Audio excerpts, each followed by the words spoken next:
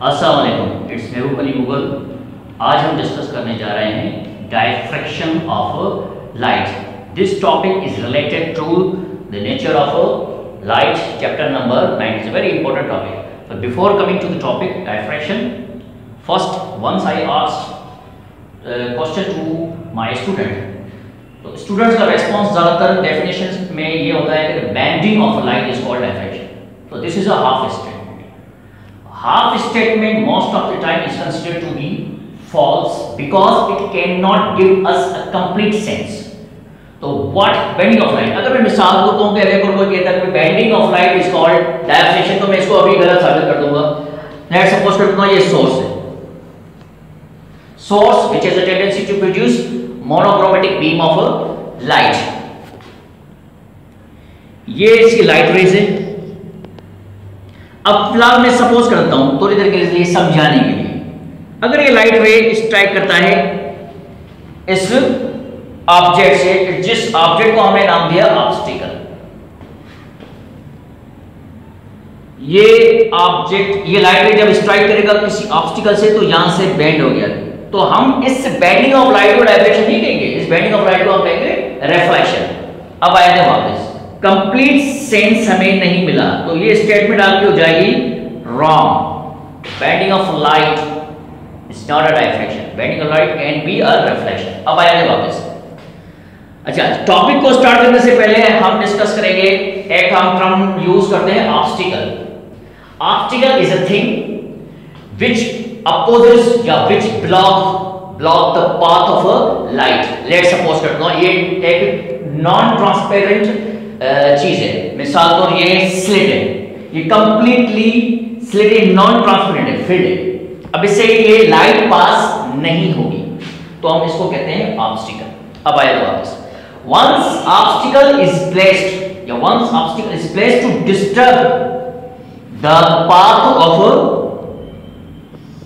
Light, the path of light ray. इसका मकसद ये लाइट रे जो है वो आपके इसकी मिडिल से पास नहीं होगी, तो लाइट रे इसकी मिडिल से पास नहीं होगी, तो लाइट रे आपकी जाएगी इनकी साइड से। ये लाइट रे, अब ये लाइट रे पास नहीं होगी, और ये आपकी स्क्रीन, तो स्क्रीन पर हमें देखना तो ये चाहिए कि भाई अगर लाइट रे यहां से पास नहीं होगी तो यहां पर एक शेडो बनेगा, स्क्रीन पर शेडो बनेगा, और शेडो जो बनेगा वो बनेगा डार्क। होना ये चाहिए कि भाई लाइट यहां पर रीच नहीं हो रही, क्योंकि ये नॉन ट्रांसपेरेंट ऑब्स्टिकल यानी ऑब्स्टिकल है, और ये यहां से लाइट नहीं आती, तो इनकी अब स्क्रीन पर इस पार्ट पर लाइट की इंटेंसिटी हाई है, स्क्रीन के इस पार्ट पर लाइट की इंटेंसिटी हाई है, लेकिन इसका जो मिडिल सेक्शन है स्क्रीन का वो डार्क शेडो होना चाहिए। लेकिन प्रैक्टिकल जब हम इसको ऑब्जर्व करते हैं ऐसा नहीं होता। प्रैक्टिकल जब आप उसको ऑब्जर्व करते हैं तो भाई डार्क शेडो की जगह पर हमें मिलता है dark and bright number of fringes, जो कि हमने अपने प्रीवियस लेक्चर में इंटरफेरेंस ऑफ लाइट में भी डिस्कस किया था। अब आते हैं इसका रीजन क्या है। रीजन ये है कि जब हम बात करते हैं बेंडिंग ऑफ लाइट की, तो हमें एक कंप्लीट सेंटेंस कवर करने में, ये आपके कॉर्नर्स, ये कॉर्नर से, तो लाइट जो बेंड होती है तो bend at certain degree, light आपकी बेंड ऐसे भी हो सकती है, सही है। Bending of a light around corners of obstacle, around corners of obstacle, किसी न किसी एंगल पर, किसी न किसी एंगल पर आपकी बेंड हो रही है। इसी तरीके से मुख्तलिफ कॉर्नर से लाइट रे बेंड हो रही है, तो ये मुख्तलिफ कॉर्नर से जब ये लाइट रे बेंड हो रही है तो ये मर्ज होगी, कंबाइन होगी टू प्रोड्यूस इंटरफेरेंस पैटर्न, जो हमने लास्ट टाइम पढ़ा है। और इंटरफेरेंस पैटर्न जो है वो आपका कंस्ट्रक्टिव भी हो सकता है, डिस्ट्रक्टिव भी हो सकता है। Because of constructive and destructive interference, तो जो हमें एक्सपेक्ट कर रहे थे कि लाइट की इंटेंसिटी यहां तक नहीं रीच हो रही होगी और डार्क शेडो बनना चाहिए, लेकिन ऐसा नहीं हुआ। डार्क और ब्राइट शेडो आपका produce because of constructive and destructive interference. अब आया नंबर अब इसको कंप्लीटली हम जो हमारे स्टूडेंट की स्टेटमेंट होती है कि बेंडिंग ऑफ लाइट, तो ये गलत है। Bending of light around corners of an obstacle, around corners of an obstacle in appropriate condition. अब एप्रोप्रिएट कंडीशन पर आ जाते हैं। पर एप्रोप्रिएट कंडीशन का मकसद ये है कि ये जो थिकनेस है ऑब्स्टिकल की, जिसको हम कहते हैं dimension, dimension of obstacle is equivalent to the wavelength of light, और लाइट की वेवलेंथ होती है आपकी नैनोमीटर्स में। तो इसका मकसद ये है, practically it is very difficult to obtain diffraction pattern. तो इस वजह से समझाने के लिए मैं आपको कहता हूं कि इसकी डायमेंशन इतनी थिन हो जैसे कि आपका रेजर का ब्लेड, ये डायमेंशन आपकी बड़ी थिन है। तो ये इसका ऑब्स्टिकल है, इसकी डायमेंशन बड़ी थिन है, सही है। तो हम ये कह सकते हैं कि थिन ऑब्जेक्ट या dimension of obstacle is equal to the wavelength of incident of light, और इंसिडेंट ऑफ लाइट की जो वेवलेंथ है वो नैनोमीटर्स में होती है। तो अगर ये कंडीशन एप्रोप्रिएट होती है तो आपको डायफ्रैक्शन पैटर्न जो है वो नोटिसेबल होगा इन the form of dark and bright fringes on screen, otherwise ये नोटिसेबल नहीं होगा। ये मैं आपको रिपीट कर रहा हूं दोबारा, wavelength of dimension of obstacle is equivalent to the wavelength of light. अगर ये कंडीशन आपकी सेटिस्फाई होती है तो, और वाइट लाइट की वेवलेंथ जो नैनोमीटर्स में होती है, अगर ये होता है और डायमेंशन थिन होनी चाहिए, तो इस कंडीशन को अगर ये सेटिस्फाई होती है तो डायफ्रैक्शन पैटर्न आपका स्क्रीन पर नोटिसेबल होगा इन the form of dark and bright shadow में, जो कि बेंड्स की सूरत में मिलेगा। अदरवाइज ये आपको डायफ्रैक्शन पैटर्न नोटिसेबल नहीं होगा। डायफ्रैक्शन पैटर्न जो है फर्स्ट डिस्कवर्ड किया था और द ग्रेट साइंटिस्ट ग्रीमैली, उसके बाद आफ्टर फ्यू लेटर्स ईयर उसको एक्सपेरिमेंटली वेरीफाई किया था दो ग्रेट साइंटिस्ट ने, फ्रेस्नेल और फ्राउनहोफर, जो कि हम आगे जाके डिस्कस करेंगे इसके टाइम। अब इसको और हम डिस्कस कर रहे हैं, डिटेल में डिस्कस कर रहे हैं। अब मैं इसकी जगह पर दो स्लिट्स यूज करता हूं। अब ये दो ऑब्स्टिकल्स हम यूज कर रहे हैं, और अभी हमने कहा है कि ऑब्स्टिकल क्या है, a thing which is block the path of light. अब ये लाइट, ये सोर्स है। अब लाइट में जो है वो आपकी यहां पर भी पहुंचेगी, ये लाइट रे आपकी यहां पर भी पहुंचेगी। इसका मकसद लाइट रे यहां से पास नहीं होगी, लाइट रे यहां से भी पास नहीं होगी, लेकिन लाइट रे आपकी यहां पर भी पहुंच सकती है, लाइट रे आपकी यहां पर भी पहुंच सकती है, क्योंकि लाइट जो है वो डिस्पर्स होती है इन ऑल डायरेक्शन। अब आते हैं according to the statement, bending of light from an obstacle, around obstacle, see around the corners or edges of obstacle। अब ये आपकी बेंड हुई है एट सर्टेन डिग्री। इसी तरीके से यहां पर भी बेंड हो रही होगी, यहां पर भी इसी डायरेक्शन में बेंड हो रही होगी। मल्टीपल θ1, θ2, θ3 में आपकी लाइट रेज जो है वो बेंड हो रही है। ठीक इसी तरीके से भी लाइट आपकी लाइट यहाँ पर भी बेंड हो रही है, यहाँ भी बेंड हो रही है। तो ये मुख्तलिफ लाइट रेस जो है वो आपकी बेंड हो रही है फ्रॉम एजेस और corners of an obstacle.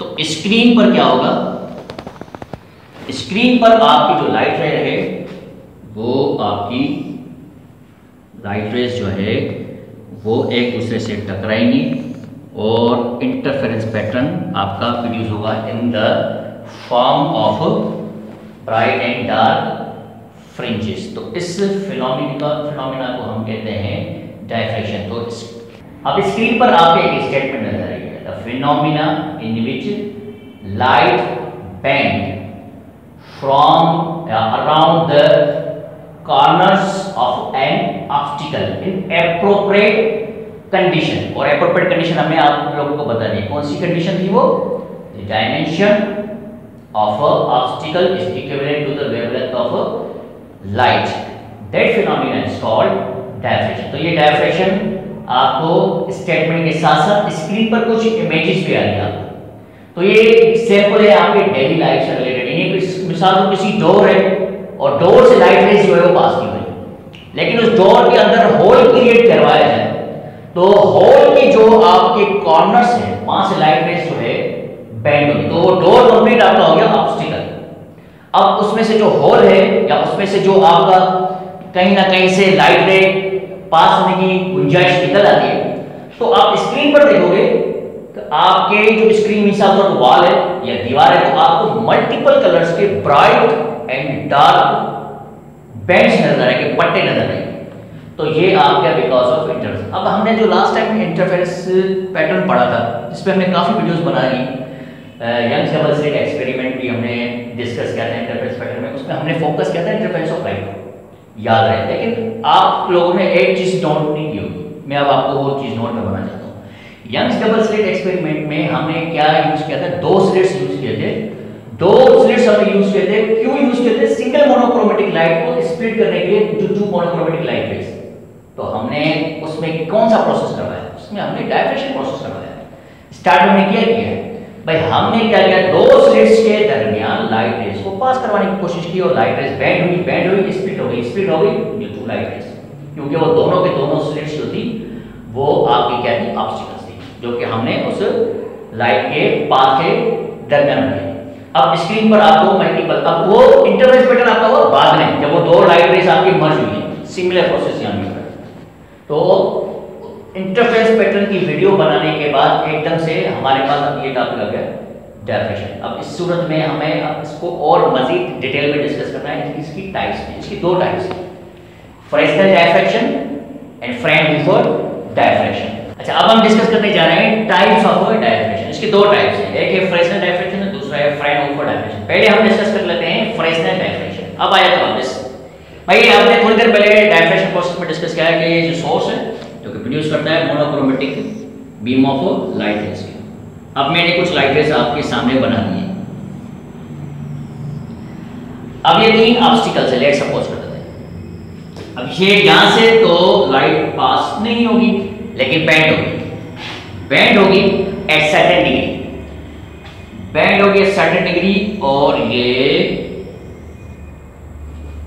Converge होगी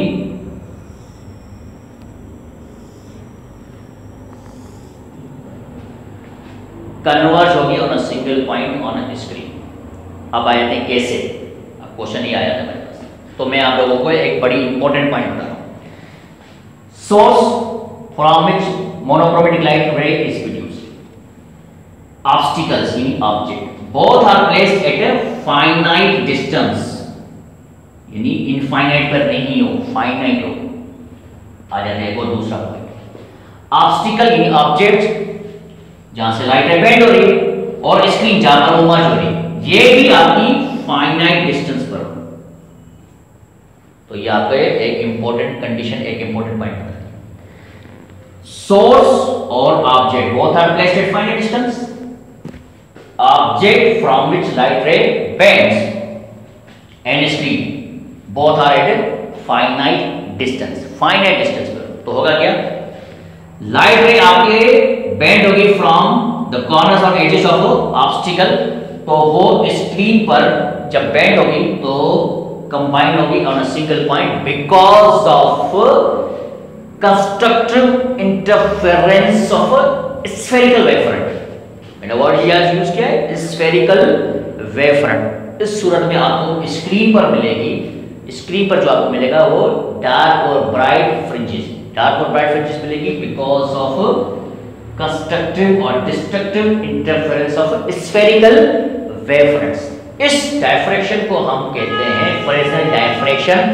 याद रहे, फ्रेस्नेल डायफ्रेक्शन पहले हमने कहीं पर भी फोर्सफुली कन्वर्ज नहीं करवाया है, यानी किसी किस्म की हमने कन्वेक्स लेंस यूज नहीं किए। आपकी कोई भी लाइट रे पैरेलल नहीं है, आपकी जो वेव फ्रंट्स है वो स्फेरिकल वेव फ्रंट्स, और बिकॉज ऑफ कंस्ट्रक्टिव और destructive interference of spherical wave fronts you observed the bright and dark fringes on a screen after diffraction process. तो इस प्रोसेस को हम कहते हैं फ्रेस्नेल डायफ्रेक्शन। अब आया था इसके सेकंड टाइप, फ्राउनहोफर डायफ्रेक्शन। अब दोबारा हम ऑब्स्टिकल अब हम डिस्कस करने जा रहे हैं फ्राउनहोफर डायफ्रेक्शन। यहां पर दोबारा मैं ऑब्स्टिकल्स यूज कर रहा हूं, 3 ऑब्स्टिकल्स आपके सामने यूज कर रहा हूं। ये आपका हो गया ऑब्जेक्ट, एक कंप्लीट ऑब्जेक्ट है जिसमें 3 ऑब्स्टिकल्स हैं।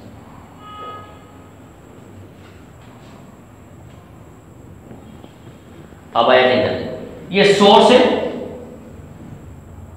जो कि काफी दूर है ऑब्स्टिकल से, यानी इनफाइनाइट डिस्टेंस पर है। मैंने वर्ड यूज किया इनफाइनाइट। अब हमें क्या करना चाहिए भाई, लाइट रे जो है वो तो आपकी इमेज होगी मल्टीपल डायरेक्शन से, ये तो हमें पता है। लाइट रे आपकी ऐसे भी इमिट आउट होती है, इन ऑल डायरेक्शन लाइट रे आपकी इमिट आउट होती है। अब मुझे इसको कॉलीमेट करना है, तो I have to use convex lens. मैंने वर्ड यूज किया कॉन्वेक्स लेंस, मुझे कॉन्वेक्स लेंस यहां पर यूज करना ही पड़ेगा बिटवीन सोर्स एंड ऑब्जेक्ट। अब कॉन्वेक्स लेंस की खासियत क्या है, ये लाइट रे को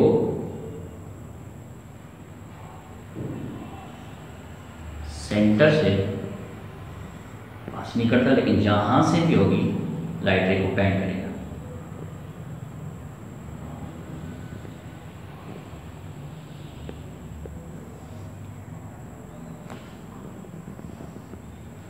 यानी कॉलीमेट करेगा। All light rays in different direction collimate into parallel beam of light rays, parallel beam of light rays. अब ये all light rays are seen to be parallel and plane।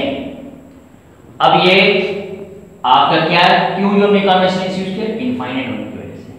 अब आएगा तो अब मुझे स्क्रीन पे इंटरफेरेंस पैटर्न के जरिए मुझे शैडो चेक करना है, ब्राइट और डार्क, सही है। अब क्या होगा, ये पैरेलल लाइट रेज है, तो ये ऑब्स्टिकल ऑब्जेक्ट और स्क्रीन इनके दरमियान भी जो है वो डिस्टेंस जो है वो क्या है, इनफाइनाइट। अब इनके दरमियान जो डिस्टेंस है वो भी क्या है, इनफाइनाइट है। तो होगा क्या, इधर भी मुझे यूज करना पड़ेगा कॉन्वेक्स लेंस। अब कॉन्वेक्स लेंस की लाइट रेज यहां पर जाएंगी और इससे वो कहते हैं प्लेन वेवफ्रंट।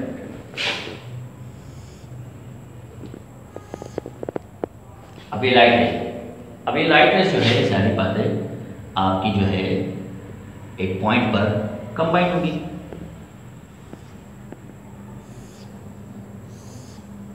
अब यहां पर हमने कॉन्वेक्स लेंस यूज किया है to produce interference pattern on the screen in the form of dark and bright. यानी मैंने फोर्सफुली प्रोड्यूस किया, अदरवाइज प्रोड्यूस नहीं होगा, यानी शेडो ऑब्टेन नहीं होगा फ्रेनहोफर डायफ्रेक्शन।